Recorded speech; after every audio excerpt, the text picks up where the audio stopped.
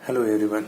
तो आज अपन जो चैप्टर लेके पढ़ रहे हैं वो है लागत की अवधारणा, कंसेप्ट ऑफ कॉस्ट। तो ये जो चैप्टर है वो आपके एग्जाम के लिए भी बहुत इंपॉर्टेंट है।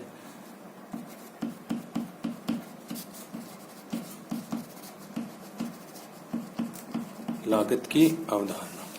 तो इस चैप्टर में अपन पढ़ेंगे कि भाई जैसे कि लागत कौन कौन सी लागतें होती हैं और उनका वर्गीकरण कैसे किया जाता है। फिर उन लागतों में जैसे कि अल्पकालीन लागतें कौन सी होती हैं, दीर्घकालीन लागतें कौन सी होती हैं। तो देखो, मुख्य रूप से लागत कई प्रकार की होती हैं, जैसे कि सामाजिक लागतें, मौद्रिक लागतें, अवसर लागतें, स्पष्ट या अस्पष्ट लागतें।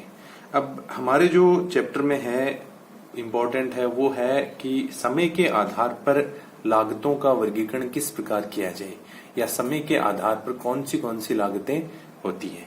तो देखो, समय जो तत्व है उसके आधार पर लागतें दो प्रकार की होती हैं। एक तो होती हैं अल्पकालीन लागतें, अल्पकालीन लागत, और दूसरी होती है दीर्घकालीन लागत, दीर्घकालीन लागत। अब देखिए, अल्पकालीन लागत मतलब अल्पकाल का मतलब यहाँ है बहुत समय पीरियड के आधार पे, जैसे टाइम बाउंडेशन हो जाती है इसमें। तो अल्पकालीन समय की एक थोड़ी अवधि को शामिल किया जाता है, उसको अल्पकाल कहा जाता है। जैसे कि अल्पकाल में अपन कुछ घंटे ले सकते हैं या फिर दिन ले सकते हैं। और दीर्घकालीन होते हैं उसमें कि वर्ष शामिल किए जाते हैं, बहुत लंबी अवधि होती है, उसको दीर्घकाल कहा जाता है। अब देखो, अल्पकालीन जो लागत है तो उसमें मुख्यतः हमारे हैं, जैसे कि पहली आती है कुल लागत। कुल लागत, कुल लागत क्या होती है? देखो, लागतें आमतौर पे होती हैं जब अपन प्रोडक्शन करते हैं तो उसमें जो कॉस्ट होती है उसको लागतें कहते हैं। भाई किसी भी वस्तु का जब उत्पादन किया जाता है तो उसमें लगने वाला जो खर्चा है वही क्या होता है, वही लागत में काउंट किया जाता है।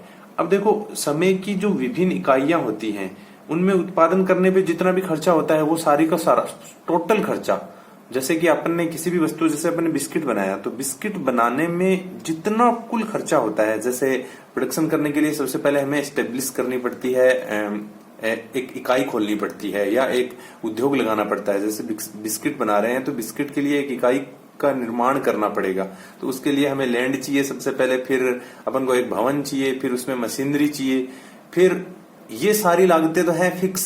जैसे कि भाई लैंड है, जमीन है, तो लैंड एक फिक्स कॉस्ट हो गई कि आपने जमीन ले ली, तो आपने जमीन लेने का मतलब हो गया कि आपकी इतनी लागत तो लग गई। अभी तक उत्पादन जीरो हुआ है, कुछ भी उत्पादन नहीं हुआ है। इसके बाद में आता है उस पे भवन का निर्माण करना। जैसे आपने अपनी इकाई के लिए एक, चाहे छोटी इकाई लगाओ चाहे बड़ी इकाई लगाओ, उसके लिए आपको एक भवन चाहिए, वरना आप उत्पादन खुले में नहीं कर सकते। तो उसके लिए आपको एक भवन तैयार करना पड़ेगा। अब अभी तक भी देखो कुछ भी उत्पादन नहीं हुआ है, उत्पादन अपना जो प्रोडक्शन है वो जीरो है अभी भी।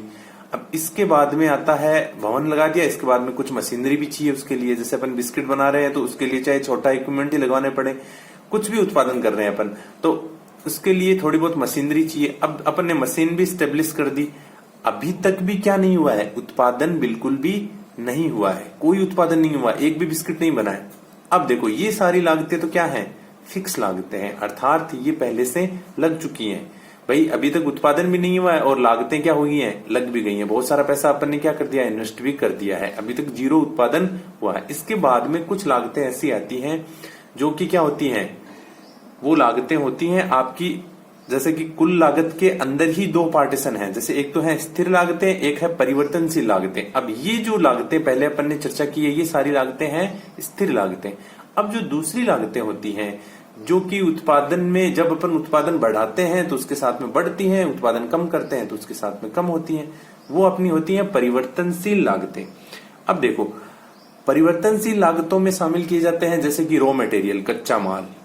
जैसे कि अपन जो लेबर काम में ले रहे हैं, लेबर भी परिवर्तनशील, सबसे ज्यादा परिवर्तनशील साधन लेबर को ही माना गया है। जैसे कच्चा माल हो गया, फिर उसके लिए अपन जितना भी लेबर लगा रहे हैं वो लेबर हो गया, फिर उसके लिए जितना और ऊपर खर्चा होता है, जैसे अपन इलेक्ट्रिसिटी का जो खर्चा होता है, वो सारे के सारे ये जो खर्चे हैं, अर्थात अगर आप उत्पादन ज्यादा करते हो तो उसके लिए उसके लिए आपको इसको बढ़ाना पड़ेगा। अगर आप उत्पादन कम करते हो तो आपको इनकी कम जरूरत होगी। तो ये सारी क्या है, परिवर्तनशील लागतें हैं। अब देखो, तो कुल लागत जो होती है, या कुल लागत की अपन ने बात की थी, कुल लागत का मतलब है कि जिस भी इकाई में अपन जो भी उत्पादन कर रहे हैं उसमें जितना पूरा खर्चा है वो सारा का सारा क्या होता है, कुल लागत में आता है। तो टीसी, कुल लागत को अपन इंग्लिश में टोटल कॉस्ट कहते हैं। तो टीसी इंडिकेट करती है किसको, टीएफसी प्लस टीवीसी। अब देखो, टीसी मतलब टोटल कॉस्ट बराबर है किसके बराबर, टोटल फिक्स कॉस्ट, ये है कुल स्थिर लागत, प्लस उसमें ऐड होती है कुल variable cost, total variable cost है ये टीवीसी। अब देखो, ये दोनों जो लागतें हैं, जब ये दोनों लागतें जुड़ जाती हैं तो हमारी क्या निकल के आती है, हमारी कुल लागत निकल के आती है।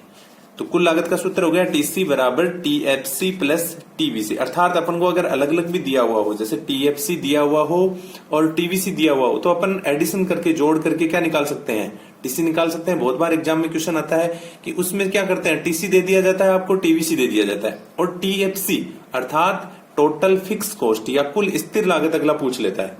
तो आप क्या करोगे, वहां टीएफसी अगर पूछे तो टीसी में से देखो टीएफसी, या फिर अपन इसकी चर्चा आगे करेंगे, टीएफसी आएगी, आपने आगे टीवीसी भी पढ़ेंगे, टीसी, यहां अपन टीसी ही पढ़ लेते हैं।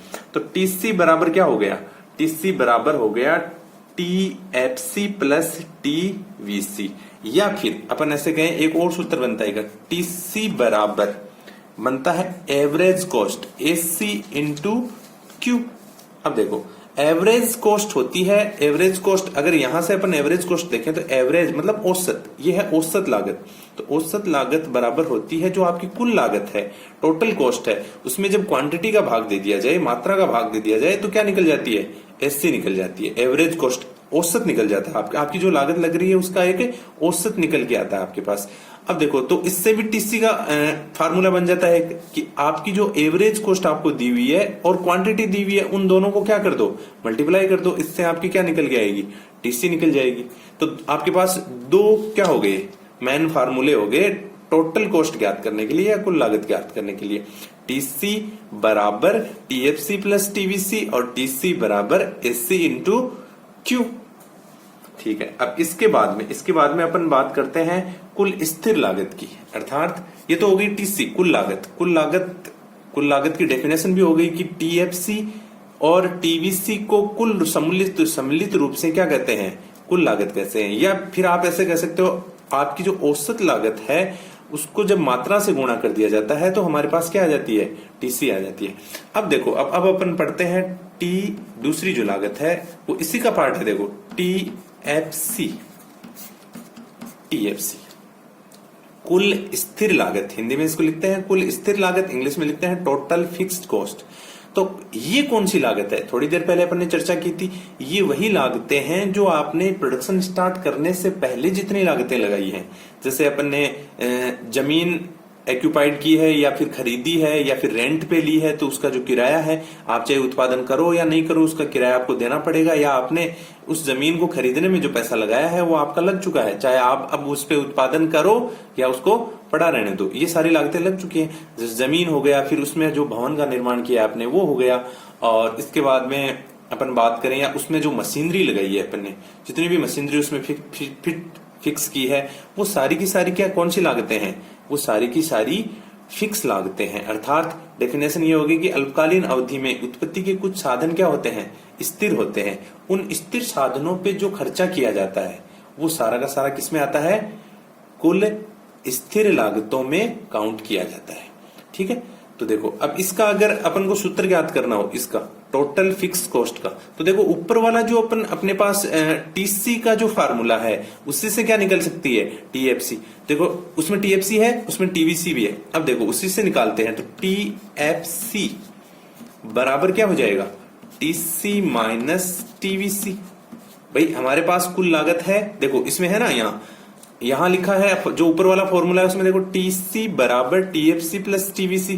तो यहां से अपन टीएफसी निकालते हैं, तो टीएफसी अपनी जगह स्थिर है, इसको पक्षांतरण करके उधर भेज दो, तो टीसी पहले से है इधर, और माइनस में क्या आ जाएगा, टीवीसी आ जाएगा। अर्थात टीएफसी ज्ञात करने के लिए कुल लागत में से कुल जो वेरिएबल कॉस्ट है, टोटल वेरिएबल कॉस्ट है या कुल परिवर्तनशील लागत है, उसको घटा दिया जाता है। तो हमारे पास क्या आ जाती है, टीएफसी आ जाती है।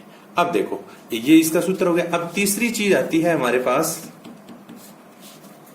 टीवीसी। अब टीवीसी का मतलब है टोटल वेरिएबल कॉस्ट या कुल परिवर्तनशील लागत। ये वे लागतें होती हैं जो आप जब उत्पादन करते हो तो उत्पादन में जब आप ऐसे साधन काम में लेते हो कि उन साधनों को आप क्या कर सकते हो, चेंज कर सकते हो। जैसे कि आप श्रम की बात करते हो, आपको उत्पादन अगर ज्यादा करना है तो आपको ज्यादा लेबर यूज करना पड़ेगा, अगर आपको उत्पादन कम करना है तो आपको कम लेबर लगाना पड़ेगा। उसी लेबर के अकॉर्डिंग या उसी उत्पादन के अकॉर्डिंग, जैसे कि आपको कच्चा माल यूज करना है तो वो कच्चा माल, जैसे कि आपको बिस्किट एक दिन में 10,000 पैकेट बनाने हैं तो आप 10,000 के लिए जितना रॉ मटेरियल लगेगा उतना यूज करोगे। अगर आप उत्पादन बढ़ा रहे हो, जैसे आप 10,000 की बजाय 15,000 उत्पादन करना चाहते हो, तो आपके जो परिवर्तनशील साधन हैं उनको भी क्या करना पड़ेगा, चेंज करना पड़ेगा। आपको अधिक लेबर की जरूरत पड़ेगी, आपको अधिक रॉ मटेरियल या कच्चे माल की जरूरत पड़ेगी। उसी के अकॉर्डिंग आपके और अदर जो एक्सपेंसिव हैं खर्चे हैं, जैसे कि इलेक्ट्रिसिटी का खर्चा है या और भी जैसे जितने भी और रॉ मटेरियल लगते हैं या जो भी खर्चे होते हैं उत्पादन बढ़ाने के लिए, वो सारे के सारे आपके उत्पादन पे डिपेंड करते हैं कि आप अगर उत्पादन को चेंज करते हो, बढ़ाते हो या कम करते हो, उसके अकॉर्डिंग आपकी कुल परिवर्तनशील लागत है, वेरिएबल लागत है, वो भी क्या हो जाती है, चेंज हो जाती है। तो अल्पकाल, तो अपन इसकी डेफिनेशन में कहते हैं कि अल्पकालीन अवधि में उत्पत्ति के कुछ साधन परिवर्तनशील होते हैं और उन साधनों पे जो खर्चा किया जाता है या उन पे जो कॉस्ट आती है वो सारी की सारी किसमें काउंट होती है, कुल परिवर्तनशील लागतों में काउंट होती है। अब देखो अपन डायग्राम बनाते हैं इन तीनों। देखो इसका पहले सूत्र ज्ञात करते हैं। तो देखो टीवीसी ऊपर वाला वही एज इट इज टीसी वाला ही फॉर्मूला होगा, उसी से निकल जाएगी। देखो थोड़ी देर पहले अपने टीएफसी ज्ञात की थी, वैसे ही अब टीवीसी ज्ञात हो जाएगी। तो टीवीसी बराबर हो जाएगा टीसी माइनस टीएफसी। भाई वहां अपन ने टीएफसी ज्ञात की थी, टीसी माइनस टीवीसी हो गया। अब यहां देखो टीवीसी ज्ञात करनी है, टोटल वेरिएबल कॉस्ट ज्ञात करनी है, तो यहां हो जाएगा टीसी, कुल लागत है, वही कुल लागत यहां वाली कुल लागत में। अब यहां पक्षांतर में टीएफसी इधर चला जाएगा तो माइनस में क्या हो जाएगा, टीएफसी हो जाएगा। तो ये हमारे पास आ जाएगी कुल परिवर्तनशील लागत। Got it. अब देखो, अब इन तीनों को अपन एक डायग्राम से प्रदर्शित करते हैं। तीनों लागतों को एक डायग्राम बनाते हैं यहाँ, उस डायग्राम में तीनों लागतें क्या हो जाएंगी, शो हो जाएंगी।